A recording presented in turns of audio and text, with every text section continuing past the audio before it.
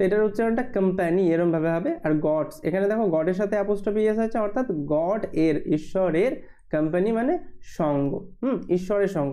তো গল্পটার টাইটেলটা এমন হওয়ার কারণটা কি, তোমরা গল্পটা যখন পড়বে দেখবে ভালো মতো বুঝতে পারবে তখন। আর এইটার মধ্যে, গল্পটার মধ্যে আমি কি করবো, যে ক্রিটিক্যাল যে ওয়ার্ডগুলো আছে সেগুলো ভেঙে ভেঙে আমি উচ্চারণ করে দেবো, এবং তোমরা কিভাবে উচ্চারণ করতে পারবে সেগুলো বলবো। তোমরা কিভাবে ট্রান্সলেট করতে পারবে, কিভাবে ট্রান্সলেট বুঝবে যে এই শব্দটা, সরি এই বাক্যটা কি এরকমভাবে অ্যাকচুয়ালি ট্রান্সলেট করতে হবে সেই বিষয়ে বলবো, টেন্সের বিষয়ে বলবো, এবং যাবতীয় যে গ্রামাটিক্যাল টার্মস আছে সেগুলো কম বেশি বলে দেবো। তো চলো শুরু করা যাক।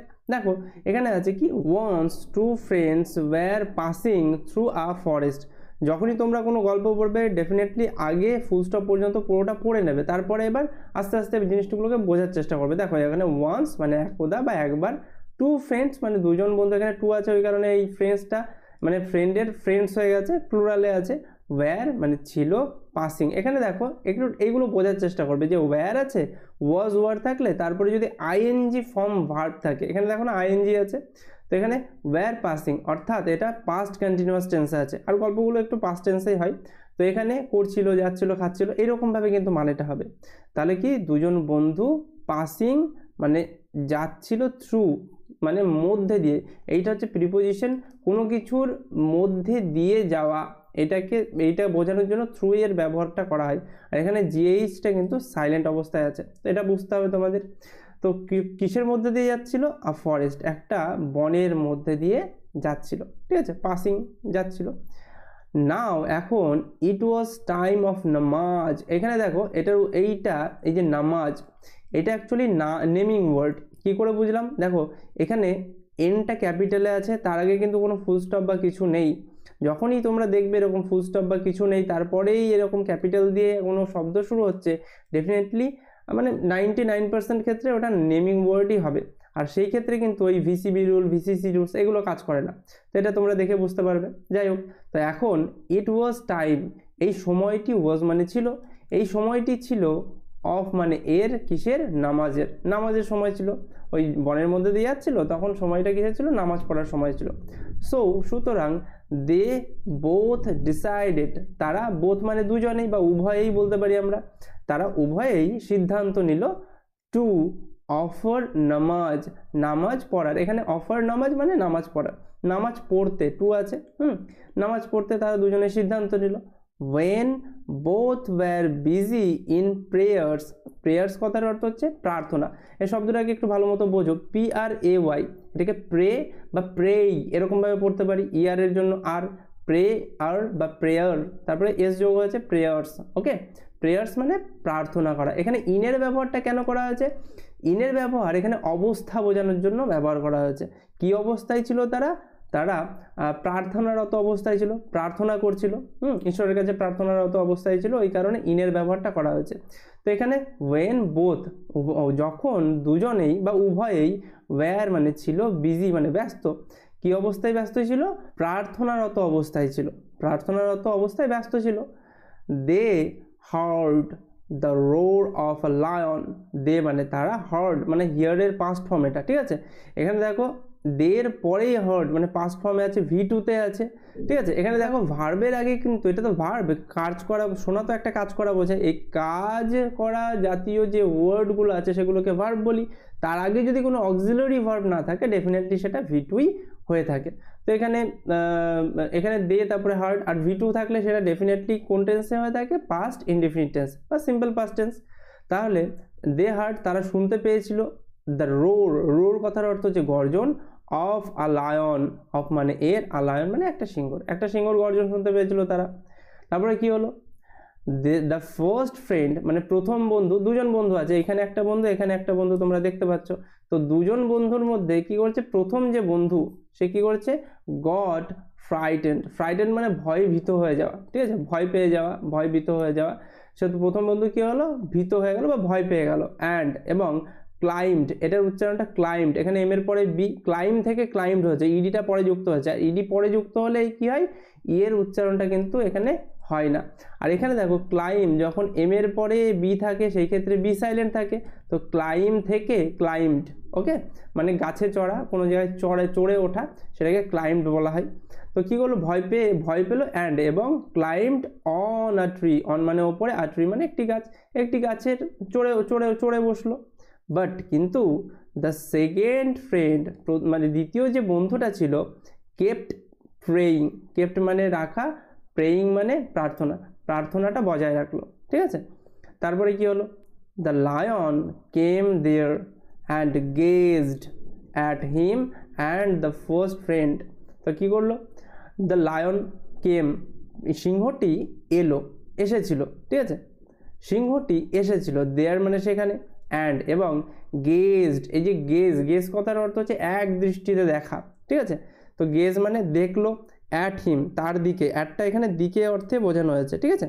তো তার দিকে দেখলো, অ্যান্ড এবং দ্য ফার্স্ট ফ্রেন্ড, এবং ওই প্রথম বন্ধুটার দিকেও দেখলো, মানে প্রথম বন্ধুটা কি করেছিল, ওই গাছে চড়ে বসেছিল, তাই না, আর দ্বিতীয় বন্ধুটা এখনো প্রার্থনা করছিল, অর্থাৎ নামাজ পড়ছিল।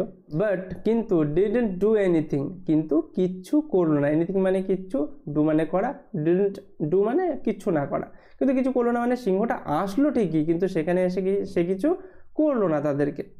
অ্যান্ড এবং ওয়েন্ট ফ্রম দেয়ার, ফ্রম মানে থেকে, দেয়ার মানে সেখানে, ওয়েন্ট মানে চলে গেল, সেখান থেকে চলে গেল।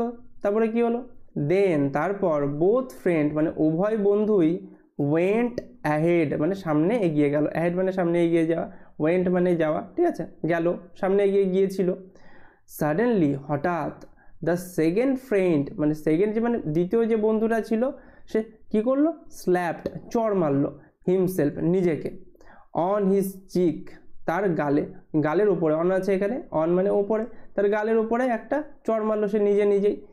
In order to kill, in order to এটা একটা ফ্রেজ, ঠিক আছে, ইন অর্ডার টু এটা একটা ফ্রেজ। এই ইন অর্ডার টু দেখলেই তোমরা এটার মানেটা এরকমভাবে করবে, উদ্দেশ্যে, কি উদ্দেশ্যে মারলো, কিল হত্যা করার উদ্দেশ্যে একটা চড় মারলো নিজের গালের উপরে, ঠিক আছে। আ মস্কুইটো কাকে হত্যা করার উদ্দেশ্যে, আ মস্কুইটো একটা মশাকে মারার উদ্দেশ্যে, বা একটা মশাকে হত্যা করার উদ্দেশ্যে সে নিজের গালে একটা চড় মারলো। দেন তারপর দ্য ফার্স্ট ফ্রেন্ড প্রথম যে বন্ধু, অবজার্ভড লক্ষ্য করলো, দ্যাট যে, when a lion had come during prayers, when মানে যখন, আ মানে একটি, লায়ন মানে সিংহ, হ্যাড কাম মানে এসে, হ্যাড মানে ছিল, যখন একটি সিংহ এসেছিল, ডিউরিং মানে সময়, প্রেয়ার্স মানে ওই প্রার্থনা করার সময় যখন একটা সিংহ এসেছিল, he didn't move, say move মানে নড়া, ডিডন্ট মুভ মানে না নড়া, সে নড়েনি।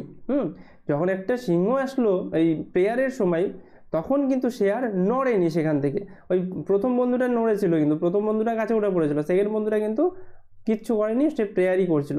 But now he got scared of a small mosquito, but কিন্তু নাও এখন, হি গট স্কেয়ার্ড, গট মানে পাওয়া, স্কেয়ার্ড মানে ভয়, হি মানে সে ভয় পেয়ে গেল, of a small mosquito, of মানে এর, আ মানে একটি, স্মল মানে ছোট, মানে মস্কুইটো মানে মশা, একটা মশাতে সে ভয় পেয়ে গেল।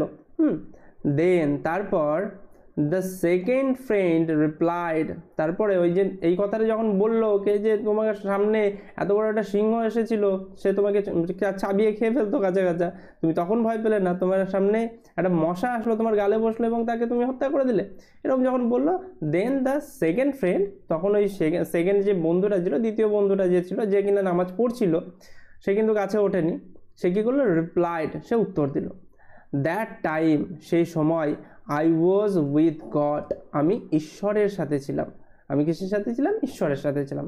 অ্যান্ড এবং নাও আই অ্যাম এখন আমি, উইথ আ পার্সন একজন ব্যক্তির সাথে আছি, পার্সন মানে ব্যক্তি, উইথ মানে সাথে থাকা, মানে একজন ব্যক্তির সাথে আছি। তাহলে সে কত সুন্দরভাবে অ্যাকচুয়ালি উত্তরটা দিল, যে তখন আমি ঈশ্বরের সাথে ছিলাম, ওই কারণে কিন্তু আমার কোনো ভয় ছিল না। সে আমাকে খেয়ে নিতেই পারতো, কোনো মানে অ্যাকচুয়ালি তার তখন ঈশ্বরের প্রতি পুরো ভরসা ছিল, যে আমি ঈশ্বরের আরাধনা করছি, আমার কোনো সমস্যা হবে না।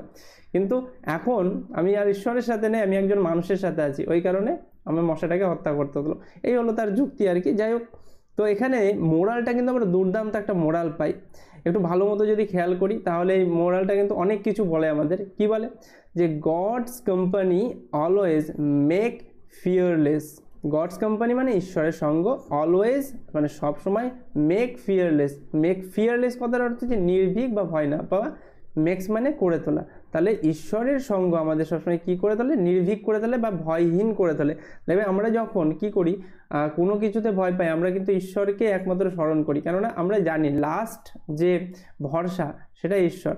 তো ঈশ্বরের যে অ্যাকচুয়ালি সঙ্গ যখন আমরা নিই তখন কিন্তু আমরা নির্ভীক হয়েই পড়ি, আমাদের তখন কিন্তু ভয় থাকে না। অ্যাকচুয়ালি কথাতেও আছে যে যার কেউ নেই তার ঈশ্বর আছে। তো এই অ্যাকচুয়ালি এই বিষয়গুলো একটু মানে ভালো মতো দেখতে গেলে ডেফিনেটলি খুবই মনে জোর জোগায়, ঈশ্বরের সঙ্গ আমাদের মনে কিন্তু জোর জোগায়। তো যাই হোক, আই থিঙ্ক গল্পটা তোমাদের ভালো লেগেছে।